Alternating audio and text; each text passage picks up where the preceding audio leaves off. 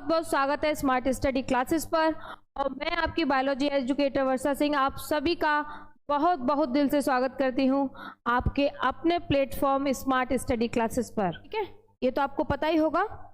तो देखो, first question है हमारा, पुरुष के जनन तंत्र का स्वच्छ एवं नामांकित चित्र समझाइए। का हम बीच में से खा गए हैं, चलो हम लिख देते हैं का। रुकिए जरा, तंत्र का स्वच्छ, अब ठीक है, चलो अब ठीक होगा। पुरुष के जनन तंत्र का स्वच्छ व नामांकित चित्र बनाइए। चलो देखो, फटाफट से देखेंगे पुरुष के जनन तंत्र। आप सभी को पता है पुरुष के जो जनन तंत्र में हम जो टेस्टिज पढ़ते हैं या कहेंगे हम जो वृषण पढ़ते हैं वो प्राथमिक जनन अंग है। ठीक है, जो टेस्टिज होती हैं वो प्राथमिक जनन अंग होती हैं। ठीक है, तो हमने लिखा है वृषण पुरुष में प्राथमिक जनन अंग है। अब देख लेते हैं इनकी संख्या। ये एक जोड़ी होते हैं। कितने होते हैं? एक जोड़ी होते हैं। तथा उदर गुहा से बाहर वृषण कोश, किसमें? वृषण कोश या कहेंगे स्क्रोटम या स्क्रोटल सैक। वृषण कोश को इंग्लिश में क्या कहते हैं? Scrotal sac. स्क्रोटल सैक क्या होती है? एक थैली नुमा संरचना होती है। ठीक है, स्क्रोटल सैक या कहेंगे वृषण कोश जो है एक थैली नुमा संरचना होती है जिसके अंदर जो टेस्टिज होती हैं वो सुरक्षित रहती हैं। तो वृषण कोश में स्थित रहती हैं। अब वृषण अनेक कुंडलित नलिकाओं के बने होते हैं। जो टेस्टिज होती हैं, वृषण होते हैं, वो बहुत सारी अनेक कुंडलित नलिकाओं से मिलकर बने होते हैं, जिन्हें हम क्या कहते हैं? जिन्हें हम शुक्रजनक नलिका या सेमिनिफेरस ट्यूब्यूल्स कहते हैं। जिन्हें क्या कहते हैं हम? शुक्रजनन नलिका या सेमिनिफेरस ट्यूब्यूल्स कहते हैं। यहां तक क्लियर होगा सभी को? अब देखो, ये जो सेमिनिफेरस ट्यूब्यूल्स है इसका क्या काम है ये भी देखेंगे हम। तराना, गुड इवनिंग तराना, राहुल, आदित्य,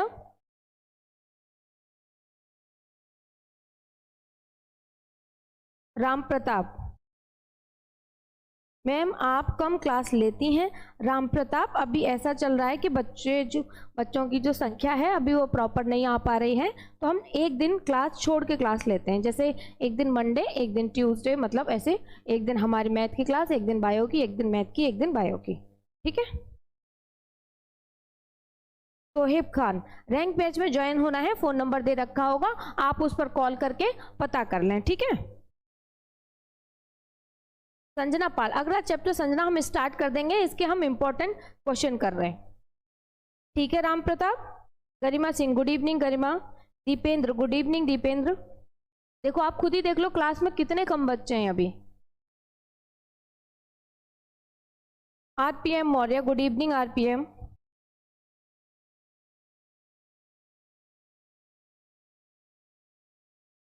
राम प्रताप, ओके, चलो ये ठीक है। कुंडलित नलिकाओं से बने होते हैं जिन्हें हम क्या कहते हैं? शुक्रजनक नलिका कहते हैं। चलो, प्रियंका शुक्ला, गुड इवनिंग प्रियंका। सभी बच्चे लाइक कर दे फटाफट से। Kartik Fauji, hi Kartik. Sohaib Khan, thank you, welcome Sohaib. चलो अब देखो, हमने जो लिखा है कि वृषण अनेक कुंडलित नलिकाओं के बने होते हैं, यानी कि जो टेस्टिज होती हैं वो बहुत सारी नलिकाओं से मिलके बने होते हैं, जिन्हें हम क्या कहते हैं? शुक्रजनक नलिका कहते हैं। ठीक है, अब ये जो शुक्रजनक नलिकाएं हैं इनमें होता है शुक्राणुओं का निर्माण। तो हम यहाँ लिख सकते हैं शुक्रजनक नलिकाओं में शुक्रजनक निकलता है, जनन नलिकाओं में किसका निर्माण होता है? नलिकाओं में शुक्राणुओं का निर्माण होता है। ठीक है, शुक्रजनक नलिकाओं में शुक्राणुओं का निर्माण होता है। जैसे आपसे पूछा जाए कि शुक्राणु कहाँ बनते हैं तो आप बोल देते हो टेस्टिज में। भाई टेस्टिज में भी कहाँ पर? वृषण में भी कहाँ पर? तो वृषण में जो कुंडलित नलिकाएं हैं जिन्हें हम शुक्रजनन नलिका कह रहे हैं, उनके अंदर शुक्रजनन नलिकाओं के अंदर क्या होता है? शुक्राणुओं का निर्माण होता है। क्लियर है यहां तक?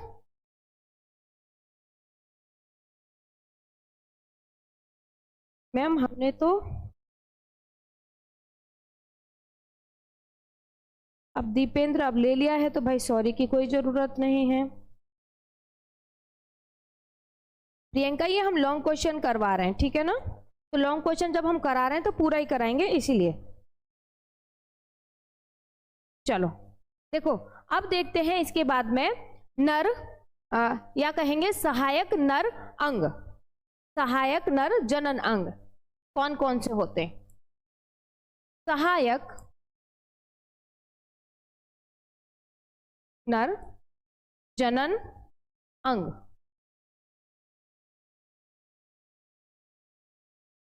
सहायक नर जनन अंग देखेंगे कि जो सहायक नर जनन अंग हैं वो कौन कौन से होते हैं, ठीक है? देखो सबसे पहले होता है क्या? एपिडिडाइमस। क्या होता है? एपिडिडाइमस या मिस, एपिडिडाइमस लिखेंगे हम, एपिडिडाइमस सबसे पहले, ठीक है? सबसे पहले क्या होता है? एपिडिडाइमस। और उसके बाद में सेकंड देखेंगे हम शुक्र वाहक। ये हम क्रम वाइज देखते चल रहे हैं कि पहले एपिडिडाइमस होता है, फिर उसके बाद में क्या क्या होता है? शुक्रवाहक होता है, और थर्ड नंबर पे होता है फिर क्या? शिश्न। क्या होता है? शिश्न होता है। ये होते हैं क्या? सहायक नर जनन तंत्र, जनन अंग, तंत्र नहीं जनन अंग, ठीक है? तो ये जो हेल्प करते हैं किसमें? जनन अंग में। तो ये जो अंग हैं ये हेल्प करते हैं जनन के लिए। क्या? एपिडिडाइमस, शुक्रवाहक और शिश्न, ठीक है? क्लियर है यहां तक? रॉयल गेमिंग, बड़ी हंसी आ रही है भाई। अब देखो अगर हम इसके बाद में अगर हम देखें सहायक जनन ग्रंथियां, सहायक जनन ग्रंथियां, वहां ऊपर हमने क्या बात की थी? वहां पे हमने बात की थी सहायक नर जनन अंग, यानी कि जनन में जो अंग सहायता करते हैं वो क्या है? एपिडिडाइमस, शुक्रवाहक और शिश्न। अब हम बात कर रहे हैं सहायक जनन ग्रंथियों की बात कर रहे हैं कि जो सहायता करती हैं किसमें? जनन में। वो वाली ग्रंथियां कौन कौन सी हैं? वहां पर अंग की बात कर रहे हैं और यहां पर हम बात कर रहे हैं ग्रंथियों की, ठीक है? यहां पर हम बात कर रहे हैं, वेरी वेरी इंपॉर्टेंट क्वेश्चन हो गए मैम जी, राम प्रताप वो ही करा रहे हैं, ठीक है? ठीक है, राम प्रताप वो ही करा रहे हैं, इंपॉर्टेंट क्वेश्चन की वो चल रहा है हमारा। देखो अब सहायक जनन ग्रंथियां कौन कौन सी होती हैं? पहली तो हम देखेंगे क्या? शुक्राशय। क्या होती है? शुक्राशय। देखिए भाई आप लोग ना बहुत ध्यान से देखिए, जब अभी हम डायग्राम ड्रॉ करेंगे तो ये सब जो नेमिंग हम अभी कर रहे हैं ये वहां पर आएंगे, ठीक है? पहला है शुक्राशय, उसके बाद में आता है क्या? Prostate gland. क्या आता है? प्रोस्टेट ग्लैंड, प्रोस्टेट ग्रंथियां लिख सकते हैं, प्रोस्टेट ग्रंथि, ठीक है? अगर हम थर्ड देखें तो थर्ड हमको क्या मिलता है? काउपर सेल, ठीक है? थर्ड क्या है? काउपर सेल, और काउपर सेल को हम बल्बो यूरेथ्रल ग्रंथि भी कहते हैं। नाम पूछ लेता है कि काउपर ग्रंथियों को और क्या कहते हैं, तो काउपर ग्रंथियों को बल्बो यूरेथ्रल ग्रंथि भी कहते हैं। नोट कर लीजिएगा, बल्बो यूरेथ्रल ग्रंथि, ठीक है? मैम चैप्टर फर्स्ट हट गया है क्या सिलेबस से? नहीं विशाल, बिल्कुल नहीं हटा है, विशाल बिल्कुल नहीं हटा है। काउपर्स ग्रंथियां, ग्रंथि कह देंगे। और आपको पता है काउपर्स ग्रंथि को हम क्या कह रहे हैं? एक और नाम काउपर्स ग्रंथि को हम बल्बो यूरेथ्रल ग्रंथि भी कहते हैं। याद रखिएगा, याद रखना है, काउपर्स ग्लैंड को वॉल्बो यूरेथ्रल ग्रंथि भी कहते हैं, ठीक है?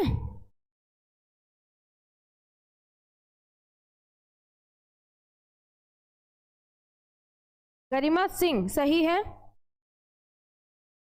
विनोद ब्लॉग 2.0, बहुत बहुत स्वागत है विनोद आपका स्मार्ट स्टडी क्लासेस पर। चलो यहां तक सभी को क्लियर है। अब हम इसका डायग्राम देख लेंगे, ठीक है। पुरुष जनन तंत्र यानी कि मेल रिप्रोडक्टिव सिस्टम, ठीक है। मेल रिप्रोडक्टिव सिस्टम का अब हम क्या करेंगे, डायग्राम देख लेंगे। यहां तक ये क्लियर है। चलो इस पेज को हम कुछ लिख देते हैं, इस पे इंपॉर्टेंट चीजें कुछ। डायग्राम हम नेक्स्ट स्लाइड से करेंगे, ठीक है। देखो ये हमने लिखा है, क्या होती है ये, सहायक जनन ग्रंथियां होती हैं ये सभी, ठीक है। अब आपको एक चीज पता होगा, इजैकुलेटरी डक्ट या कहेंगे इजैकुलेशन किसे कहते हैं, कुछ कुछ पॉइंट देख ले रहे हैं। इजैकुलेशन होता है जब जो सीमेन होता है वो सिस्न के थ्रू जो बाहर आता है, इजैकुलेट करता है, उसे बॉडी के द्वारा इजैकुलेट किया जाता है, बाहर निकाला जाता है। कुछ बच्चों ने पूछा था मैम इजैकुलेशन क्या होता है, स्खलन, हिंदी में बोलते हैं स्खलन, स्खलन यानी कि सीमेन का बॉडी से बाहर आता ना, स्खलन कहलाता है, या कहेंगे इजैकुलेट हो जाता है। क्या हो जाता है, इजैकुलेट हो जाता है। अभी तो बच्चे जुड़ रहे हैं हमारे साथ में, हिद्यांशी आई हैं अभी अभी, गुड इवनिंग। अच्छा ये कह रहे हैं gym lover alone boy, ma'am आप रोज क्लास लिया करो, ठीक है, कोशिश करेंगे पूरी। हृदयांशी गुड इवनिंग। PAK पाक comedy good evening. Ma'am by name के दोबारा समझाइए, मैम बाय नेम। अच्छा चलो धन्यवाद, आपको हमारी क्लास अच्छी लगती है। स्खलन, हाँ राम प्रताप, स्खलन कहते हैं उसे, क्या कहते हैं हम, स्खलन कहते हैं, ठीक है। चलो हम ये देख रहे हैं। अब चलो इसमें देख लेते हैं, इसी को पॉइंट कर लेते हैं, फिर हम डायग्राम देखेंगे। शुक्राशय क्या होता है, या कहेंगे शुक्राशय का क्या काम होता है। देखो सबसे पहले तो जो शुक्राशय होता है वो कैसे होते हैं, दो जोड़ी होते हैं। शुक्राशय कैसे होते हैं, शुक्राशय सॉरी दो जोड़ी नहीं, एक जोड़ी द्विपालिक थैलीनुमा रचना होती है। ये कैसे होते हैं शुक्राशय, एक जोड़ी होते हैं और द्विपालिक होते हैं। एक जोड़ी द्विपालिक थैलीनुमा संरचना होती है। कैसी होती है, थैलीनुमा संरचना होती है, ठीक है। एक जोड़ी होते हैं और कैसी होती है, थैलीनुमा, ठीक है, एक थैली की जैसी संरचना होती है। अब इसमें होता क्या है, इससे चिपचिपा द्रव्य स्रावित होता है, यानी कि रिलीज होता है, ठीक है। इससे क्या होता है, शुक्राशय से एक चिपचिपा जो पदार्थ होता है वो क्या होता है, रिलीज होता है। ये शुक्राणुओं को पोषण व संरक्षण का काम करता है। ये क्या करता है, ये शुक्राणुओं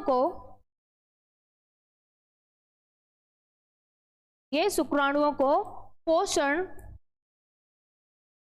व संरक्षण प्रदान करता है, पोषण व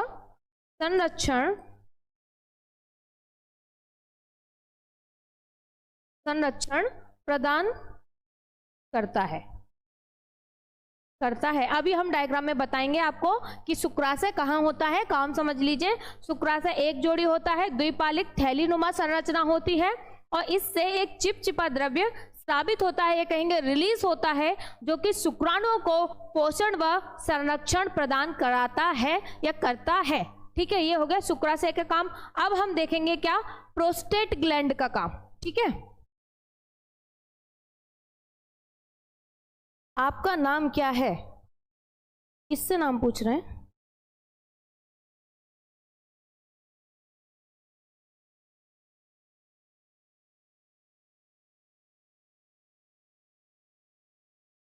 चलो अब हम देखेंगे प्रोस्टेट ग्लैंड का काम क्या होता है। सेकंड पॉइंट क्या है हमारा, प्रोस्टेट ग्लैंड,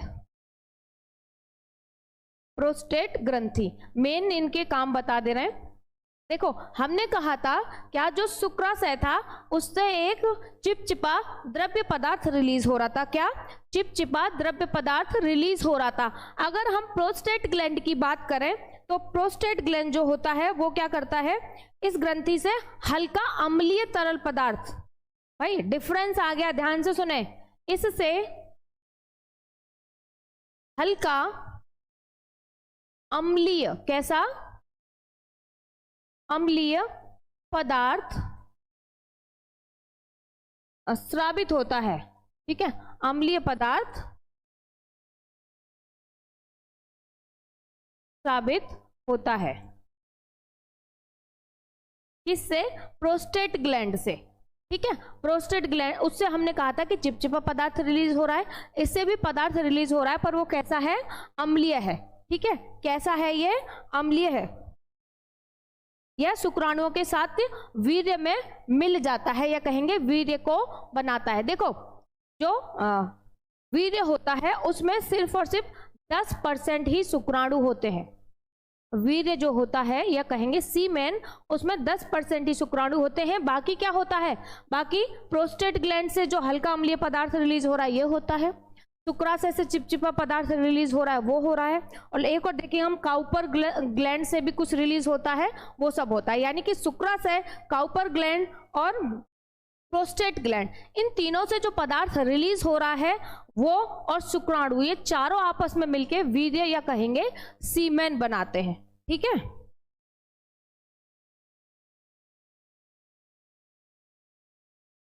ठीक है, क्लियर है यहां तक? और ये क्या करता है? ये शुक्राणुओं के साथ मिलकर वीर्य बनाता है। अभी कहा था यह शुक्राणुओं के साथ, यह शुक्राणुओं के साथ मिलकर वीर्य या कहेंगे हम सीमेन बनाता है। ठीक है, बनाता है। ये हो गया। अब क्या बचा है हमारे पास में, बताइए जरा, अब क्या बचा है? अब बचा है क्या? काउपर्स ग्रंथियां। अब क्या बचा है? काउपर ग्लैंड बची हैं,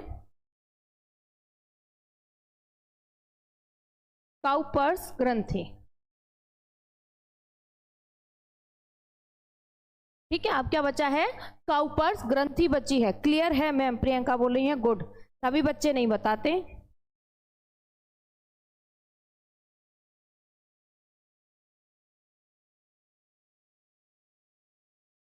देखो आप सभी को पता है कि काउपर्स ग्लैंड को हम क्या कहते हैं? वॉल्वो यूरेथ्रल ग्लैंड भी कहते हैं। वॉल्वो यूरेथ्रल ग्रंथि बहुत इंपॉर्टेंट है भाई। ये काउपर्स ग्रंथि को हम क्या कहते हैं? वॉल्वो यूरेथ्रल ग्रंथि भी कहते हैं, कहते हैं। अब देखिए इसमें क्या होता है, काउपर्स ग्लैंड जो एक तरल पदार्थ जब रिलीज करती हैं तो ये कब करती हैं? जब सेक्सुअल कांटेक्ट होता है उससे पहले काउपर्स ग्लैंड जो है एक तरल पदार्थ रिलीज करती हैं। ठीक है, एक तरल पदार्थ, वो कहेंगे एक चिकना द्रव्य पदार्थ रिलीज करती हैं। ये भी यहां हम लिख सकते हैं तरल व चिकना पदार्थ स्रावित करती हैं, करती हैं। कब? सेक्सुअल कांटेक्ट से पहले। हम यह लिख सकते हैं मैथुन से पहले तरल व चिकना पदार्थ रिलीज करती हैं, जो कि क्या करता है? जो कि मूत्र मार्ग में जो अम्लीयता होती है उसको हटा देता है। ठीक है, इसका काम क्या होता है? अब आप लोगों को शायद पता हो या ना पता हो, अभी हम डायग्राम में बताएंगे। इसमें मूत्र मार्ग और जो सीमेन का रिलीज होने का जो मार्ग होता है वो सेम होता है। तो यूरिन की वजह से जो ट्रैक होता है, जो द्वार होता है, वो अम्लीय हो जाता है। तो जो काउपर्स ग्लैंड हैं वो क्या करती हैं? उसकी अम्लीयता को कम कर देती हैं सीमेन रिलीज से पहले, ताकि जो शुक्राणु हैं वो मर ना जाए वहां पे, ठीक है। जो शुक्राणु है, ठीक है, क्लियर है यहां तक? भाई कमेंट पे ध्यान देना पड़ता है थोड़ा बहुत तो ये क्या करता है, रिलीज हुआ, अब ये क्या करता है, मूत्र मार्ग में अम्लीयता को खत्म कर देता है। हम ये लिख सकते हैं यहां पर, यह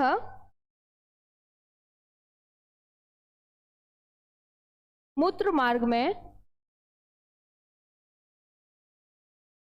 अम्लीयता को खत्म करता है, खत्म करता है, ठीक है, ताकि जो स्पर्म है वो आसानी से यूटेरस में चले जाएं। लिख सकते हैं हम, ताकि शुक्राणु आसानी से गर्भाशय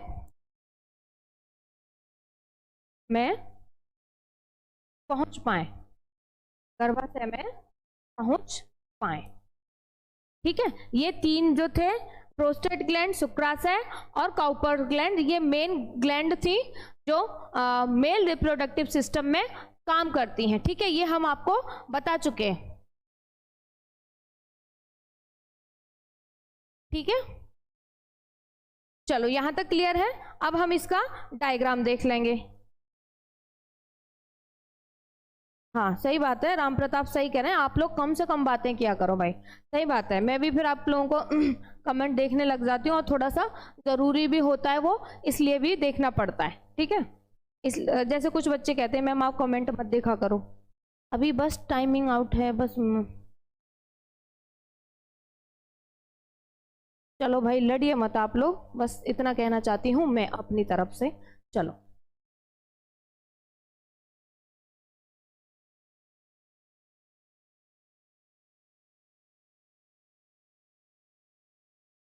अरे ये अलग कलर कहाँ से आ जाता है भाई।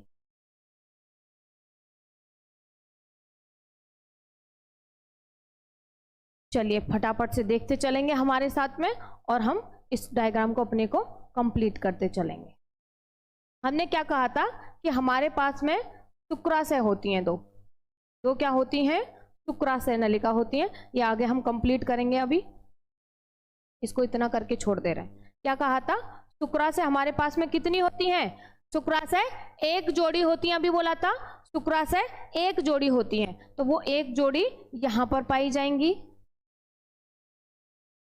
ठीक है। यही तो कहा था हमने, शुक्राशय हमारे पास में एक जोड़ी होती हैं। अब हम बात करते हैं प्रोस्टेट ग्लैंड की, किसकी, प्रोस्टेट ग्लैंड की। तो प्रोस्टेट ग्लैंड, अरे दूसरे कलर से बनाएंगे ताकि आप लोगों को क्लियर रहे।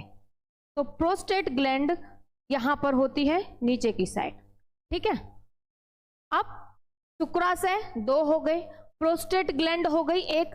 अब हम बात करते हैं किसकी, काउपर्स ग्लैंड की। किसकी बात कर रहे हैं, काउपर्स ग्लैंड की बात करेंगे। तो काउपर्स ग्लैंड की बात करने से पहले हम एक डायग्राम बनाएंगे फटाफट से, ठीक है। ये हो गया हमारा क्या, यूरेथ्रा, या कहेंगे मूत्र मार्ग, ठीक है। ये क्या हो गया, मूत्र मार्ग या यूरेथ्रा। अब हम बात कर रहे हैं काउपर्स ग्लैंड की। तो देखो जो काउपर्स ग्लैंड है वो यहां पर पाई जाएंगी कुछ ऐसी, ठीक है, कुछ ऐसी पाई जाएंगी। अब हम बात करते हैं किसकी, सिस्न की,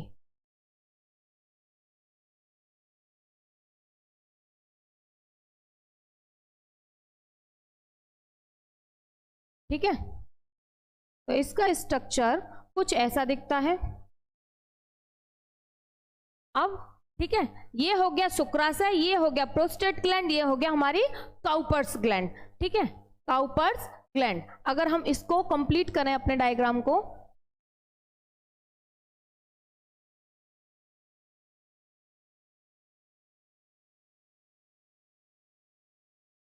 तो ये है क्या, शुक्रवाहक के सेमिनिफेरस ट्यूब्यूल्स, और ये क्या है, टेस्टिस। ऐसे ही इधर को अगर हम बनाएंगे तो ये है क्या, शुक्रवाहक, और ये है टेस्टिस,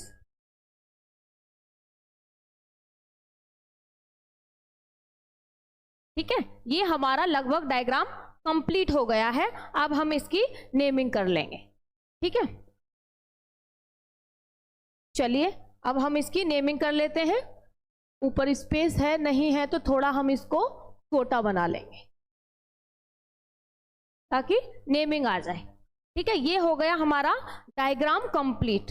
अब अगर आप लोगों को पता हो, वैसे आपको पता होना ही चाहिए, ठीक है, नाम वगैरह जो है इसके पता होने ही चाहिए आप लोगों को। देखो ये जो है, ये कहा था वृषण एक जोड़ी होते हैं, तो हम यहां लिख सकते हैं टेस्टिस या कहेंगे वृषण। और ये क्या है, शुक्रवाहक। क्या है, शुक्रवाहक। शुक्रवाहक को हम क्या कहते हैं, वासा डिफरेंस या वासा डिफरेंसिया।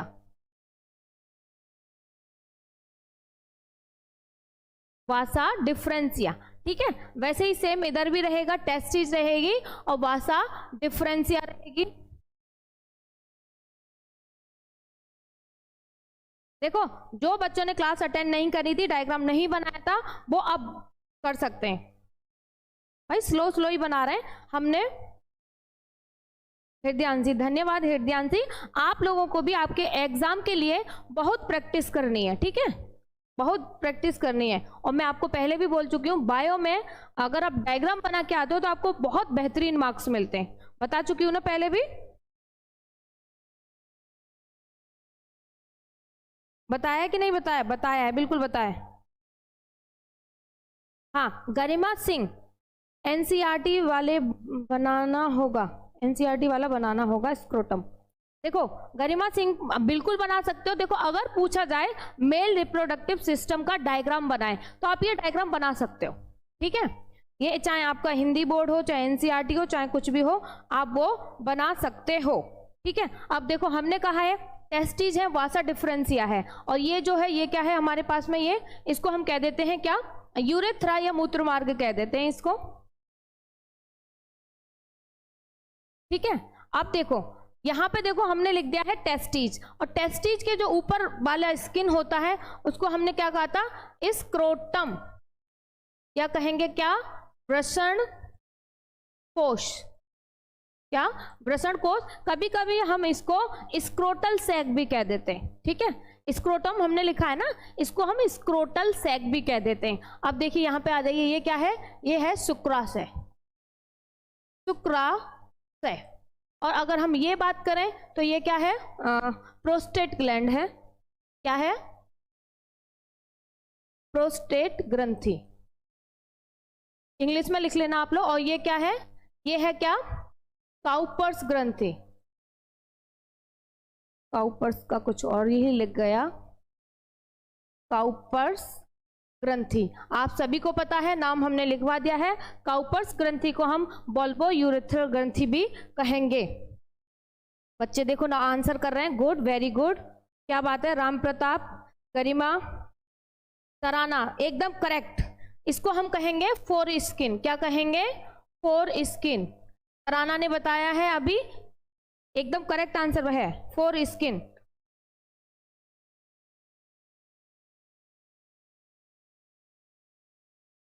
एकदम सही है। और इसको क्या कहेंगे, इसको हम कहेंगे सिस्नमुंड। क्या कहेंगे, सिस्नमुंड या पेनिस। ठीक है, सिस्नमुंड कहेंगे। कंप्लीट हो गया, कुछ बचा तो नहीं है इसमें। ये हो गया हमारा मेल रिप्रोडक्टिव सिस्टम। ठीक है, जल्दी से देखें। अब हम करेंगे फीमेल रिप्रोडक्टिव सिस्टम। बहुत स्पीड से बनाएंगे, जल्दी बताएं, यहां तक क्लियर है सभी बच्चों को?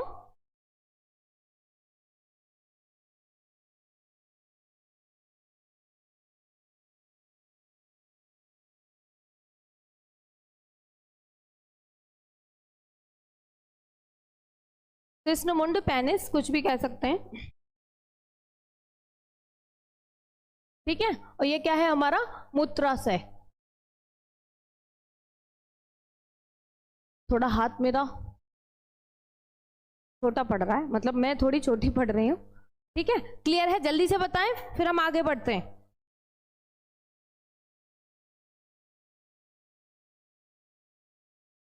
जल्दी बोलें भाई, क्लियर है, फिर हम आगे बढ़ेंगे। फीमेल रिप्रोडक्टिव ट्रैक की तरफ बढ़ेंगे फिर। सोहेब खान मैम अभी थोड़ा दिक्कत है। सोहेब, आपने हमारी क्लास पहले वाली अटेंड नहीं करी होगी, इसीलिए आपको थोड़ा सा प्रॉब्लम आ रही है। अगर आपने पहले, मैम रुक जाइए। अच्छा, डायग्राम बना रहे हो क्या आप लोग? थोड़ा सा और। क्या भाई डायग्राम बना रहे हो, क्या कर रहे हो? ओहो, अभी देखो 22 बच्चे लाइव हैं और सिर्फ 14 लाइक हैं। आप लोगों को लाइक करने में भी प्रॉब्लम आती है क्या?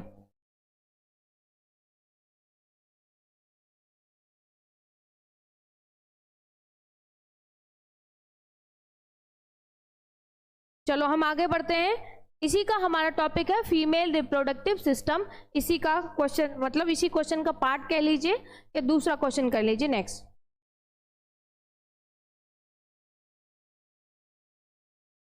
मैम अभी मैं न्यू आया हूं। अच्छा अच्छा, तो है आप न्यू आए हो ना, तो हमारी क्लासेस पढ़ी होंगी रिप्रोडक्टिव सिस्टम वाली, आप जाके एक बार वहां पे पढ़ लीजिएगा, ठीक है ना? ठीक है सोहेब।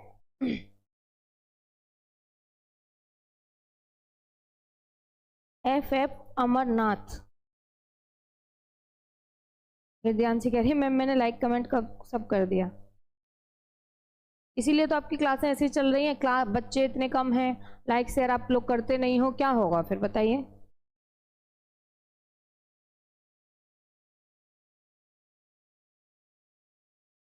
आप लोग सपोर्ट कीजिएगा तभी तो होंगी डेली क्लासेस।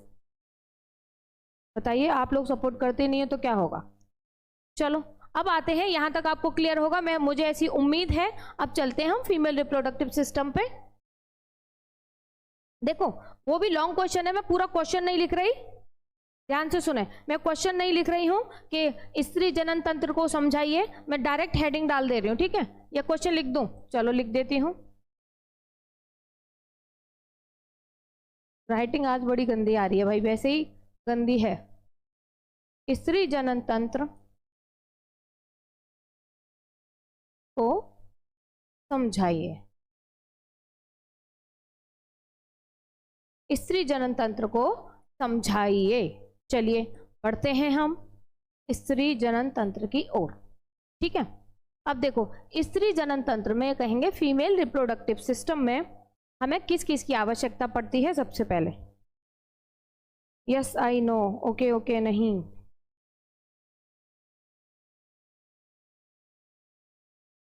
देखो मुझे ऐसा लगता है कि आप लोग सपोर्ट नहीं कर रहे हो। अभी जो हमारा लास्ट बैच था काफ़ी बच्चों ने सपोर्ट किया है, इस बार जो बच्चे आए हैं हमारे साथ, जो नए जुड़े हैं, वो सपोर्ट नहीं कर रहे हैं, या कहेंगे थोड़ा कम कर रहे हैं, उतना वो नहीं दिखा रहे हैं। देखो इसमें किस किस की जरूरत रहेगी हमको? अंडाशय और सहायक सहायक वाहिका, सहायक वाहिका, ठीक है? और नेक्स्ट देखेंगे सहायक वाहिका, सहायक ग्रंथियां। क्या? सहायक ग्रंथियां। फीमेल रिप्रोडक्टिव सिस्टम में जिस जिसकी जरूरत होती है हम उसकी बात कर रहे हैं। और फोर्थ है हमारा क्या? बाह्य जननांग। क्या? बाह्य जननांग, यानी कि एक्सटर्नल जननांग, मतलब ऑर्गन्स। हाँ, एक्सटर्नल ऑर्गन्स की बात, या कहेंगे एक्सटर्नल रिप्रोडक्टिव ऑर्गन्स। हाँ सॉरी, एक्सटर्नल रिप्रोडक्टिव ऑर्गन्स, ठीक है? क्लियर है यहां तक? चलो अब आगे बढ़ते हैं।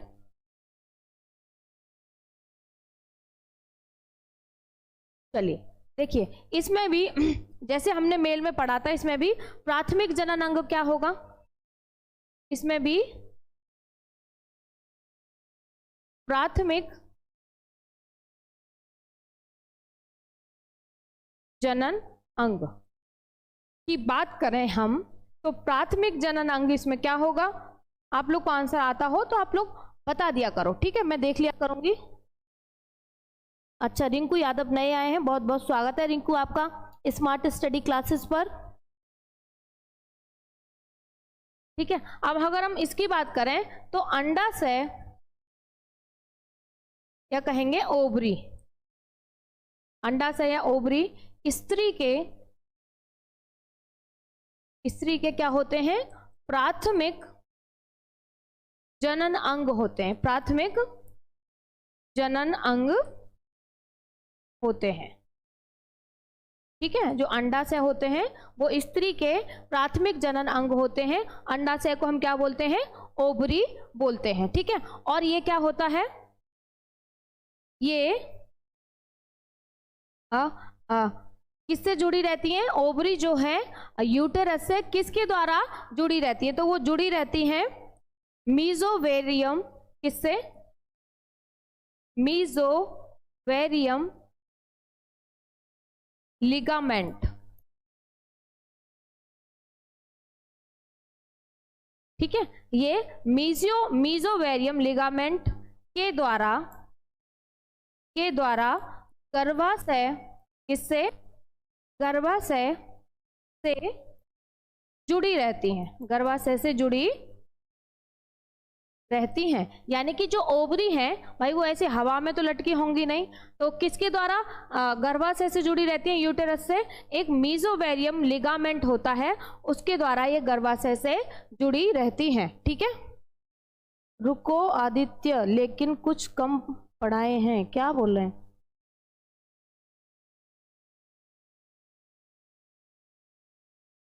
चलो आगे चलें। चलिए अब आगे बढ़ते हैं हम फीमेल रिप्रोडक्टिव सिस्टम पे। ठीक है, जैसे अगर हम सहायक जनन अंग की बात करें तो इसमें सहायक जनन अंग क्या होंगे? फैलोपियन ट्यूब होगा, गर्भाशय होगा और योनि होगा। ठीक है, डायग्राम बना देते हैं फिर करते हैं। भाई चैप्टर हम पढ़ा चुके हैं। ठीक है, अब ये हम लॉन्ग क्वेश्चन करा रहे हैं तो उसका मतलब समझ जाइए आप कि ये एक टाइप का आपका रिवीजन हो रहा है। क्या बात है भाई, अलग कलर कैसे आ जाता है? अब तो ठीक आ रहा है। चलिए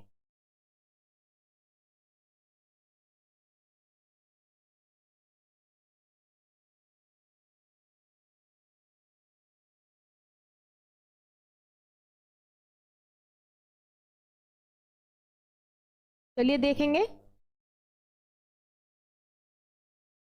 ये बना दिया हमने फीमेल रिप्रोडक्टिव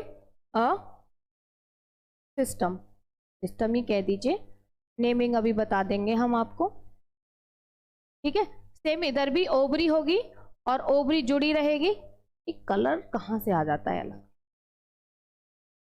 ठीक है, सेम इधर भी जो ओवरी है वो जुड़ी रहेगी, किससे? लिगामेंट से। ठीक है, चलिए बढ़ते चलते हैं आगे।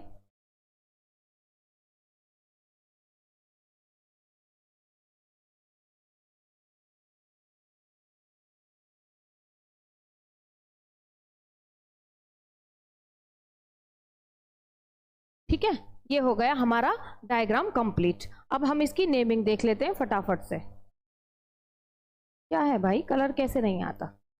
चलिए देखो, ये आप सभी को पता है, ये क्या है? ओवरी है। क्या है? ओवरी या कहेंगे अंडाशय। ये जिससे ओवरी जुड़ी हुई है उसे हम कहते हैं फिम्बरी। क्या कहते हैं? फिम्बरी, यानी कि फिंगर लाइक स्ट्रक्चर। ठीक है, इसको हम क्या कह देंगे? इनफंडिबुलम। क्या कह देंगे? इनफंडिबुलम, यानी कि हिंदी में कह देंगे कीप। इसको हम कह देंगे क्या? एम्पोला, एम्पुला। और ये जो सबसे ऊपर वाला है इधर लिख देती हूं, इसको हम कह देंगे इस्थमस, इस्थमस। ठीक है, हो गया। ओवरी, फिम्बरी, इनफंडिबुलम, एम्पुला, और उसको मतलब यहां पे मेरा हाथ नहीं पहुंच रहा, यहां पे हम लिख देंगे इस्थमस। ठीक है, एम्पुला, इस्थमस। ठीक है, अब हम बात करते हैं कि ये जो ओवरी है, अभी बताया ये ओवरी किससे जुड़ी रहती है? किससे? यूटेरस से। किसके द्वारा? मीजोवेरियम लिगामेंट के द्वारा। तो ध्यान देंगे, ये जो हम ऐसे ग्रीन कलर से बना रहे हैं ये क्या है? मीजोवेरियम लिगामेंट। ध्यान रखना कि ओवरी, अगर क्वेश्चन आए कि ओवरी किसके द्वारा गर्भाशय से जुड़ी रहती है, तो ओवरी किसके द्वारा? मीजोवेरियम लिगामेंट। ठीक है,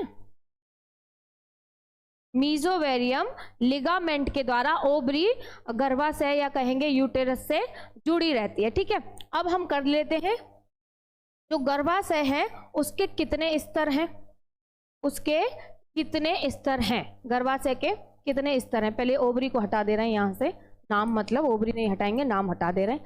सबसे बाहर वाली जो है उसको हम कहते हैं क्या, सबसे बाहरी वाली लेयर को हम क्या कहेंगे,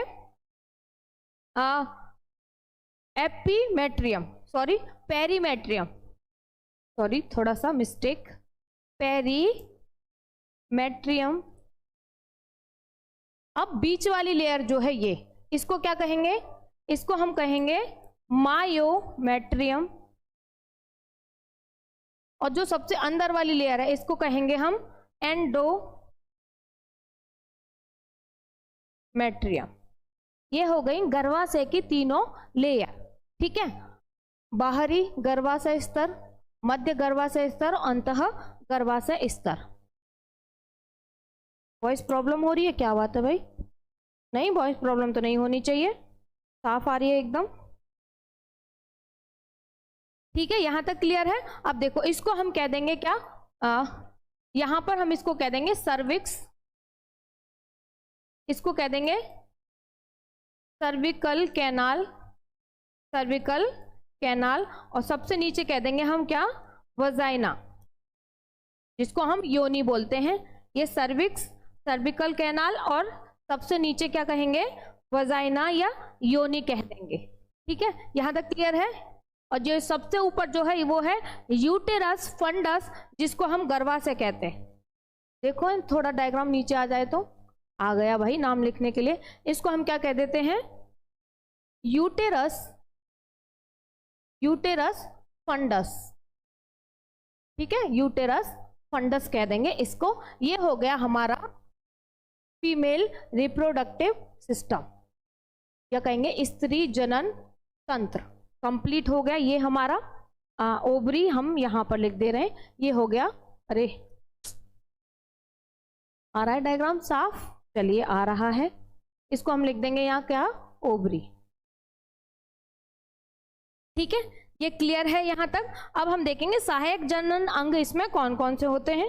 जी मैम क्लियर है, गरिमा तराना बोल रही हैं, हृदयांशी। चलो अब देखेंगे इसमें सहायक जनन अंग कौन कौन से होते हैं। तो देखो इसमें फीमेल में अगर हम बात करें सहायक जनन अंग की, ठीक है, अगर हम इसमें सहायक जनन अंग की बात करें तो यहां पर सबसे पहले होगा हमारे पास में क्या, अंडवाहिनी या फैलोपियन ट्यूब। क्या होगा, फैलोपियन नलिका, नलिका। अब आप लोगों को एक चीज बता दूं मैं, सुन लीजिए, ये जो एम्पुल, ये वाला जो रीजन होता है, या हम कहें इनफंडिबुलम, एम्पुला और इस्थमस।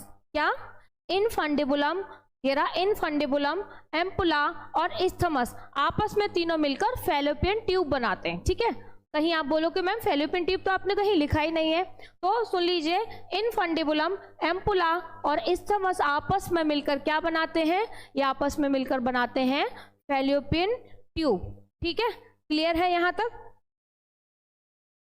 फैलोपियन नलिका। हाँ सही है, यस मैम क्लियर है। तराना कह रही है मैम ये डायग्राम नहीं बन रहा है। क्यों नहीं बन रहा है भाई, प्रैक्टिस करिए, बनेगा, क्यों नहीं बनेगा। चलो तो यहां कह रहे हैं हम सहायक जनन ग्रंथियां हैं हमारे पास, फैलोपियन नलिका, ठीक है, फैलोपियन नलिका, फिर क्या है, गर्भाशय, गर्भाशय जिसको हम यूटेरस कह देते हैं, और तीसरा है हमारे पास में क्या, योनि। क्या है, योनि, जिसको हम कहेंगे क्या, वजाइना। ठीक है, ये हो गई सहायक जनन ग्रंथियां। ठीक है, अब हम देखेंगे, नहीं सॉरी, सहायक जनन अंग है, अब हम देखेंगे सहायक जनन ग्रंथियां। क्या, सहायक जनन ग्रंथियां, ये हमने बात की थी सहायक जनन अंग की। अब हम देखेंगे कि सहायक जनन ग्रंथियां कौन कौन सी होती हैं। तो सहायक जनन अंग है हमारे पास में फैलोपियन ट्यूब, गर्भाशय और योनि। अगर हम सहायक जनन ग्रंथियों की बात करें तो वो होती है हमारे पास में स्तन ग्रंथियां और बार्थोनिल ग्रंथियां। कौन सी? पहली देखेंगे तो हम स्तन ग्रंथियां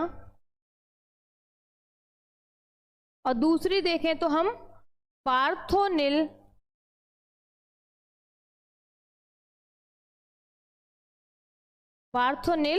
ग्रंथियां। ठीक है, ये हो गई हमारे पास में सहायक जनन ग्रंथियां। बार्थोनिल नहीं कहेंगे, सॉरी, बार्थोलिन,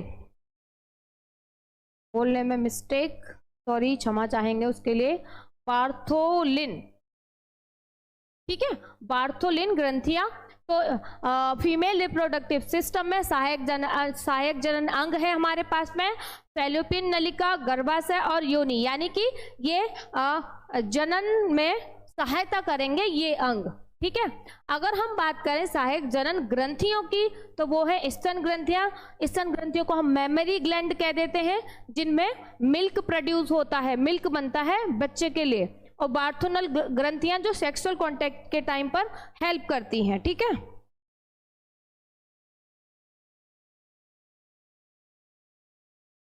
क्लियर है यहां तक सभी को?